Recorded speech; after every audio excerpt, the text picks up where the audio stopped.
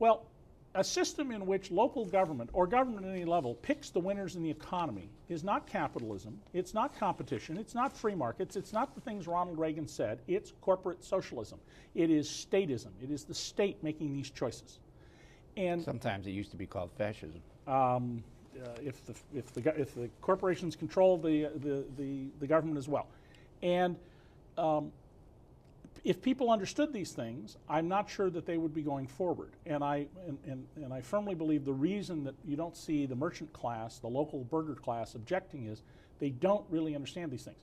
The big national chains argument is, well, if you don't give us this subsidy, we'll go to the next town and we'll build over there and they'll get all the benefit. Subsidies to retail cannot make us wealthier. Retail is the end of the economic line. If you're going to subsidize things, first subsidize education, then subsidize basic research, then subsidize applied research and development, maybe in some cases subsidize infrastructure that makes things work, you know, rail and canals and highways, and maybe in some cases manufacturing or mining to get something going.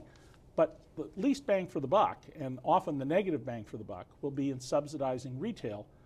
But this is at the core of this problem. What's happening is the Walton family, the richest family in America, is getting welfare. They apparently have no shame about this, just as Baron Hilton and Paris Hilton have no shame about taking from the poor. They are actively soliciting this money. And I go through in detail the arguments that they make to justify this in Free Lunch. Too detailed to go through here, but in the book I show argument by argument how every single assertion that they make just falls over like a house of cards with just, that's how weak the arguments are. You know, David, I once read a book about Waltons and their fortune, and it turns out, I've never heard anybody mention this. I'm just going to mention, then I'd like to ask you about Snow and the CSX. But they were not, as you know, providing medical insurance. And it was thought that by doing so, they saved something like 7% on every, or 8% on every dollar they took in. Their return on revenue was 1%. What that meant, which is standard for that kind of business. They weren't a viable business if they covered the real costs. They had no, or at least it would have been a lot more expensive. Well, one of the things in Free Lunch I do is show a whole group of industries that are what I call economic polluters. You know, pollution we think of in the environmental sense.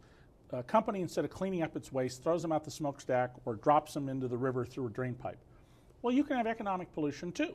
You take the real costs of your business and you throw them on the taxpayers. Big retailers like Walmart that provide minimal or no health insurance, although in response to public opposition they've been making improvements there. Right. And instead people have to go on government-financed health care, are economic polluters. They're reporting profits, but they're not earning them in the market, they're earning them by polluting the economy. And you know, build a better mousetrap, have a better service, make a lot of money in your business, but make it by covering your real costs and turning a profit. This excerpt is brought to you by the Massachusetts School of Law, the leader of reform in legal education and a leader in multimedia education for the public. To view the full interview and for a full listing of MSL's programs, log on to mslaw.edu.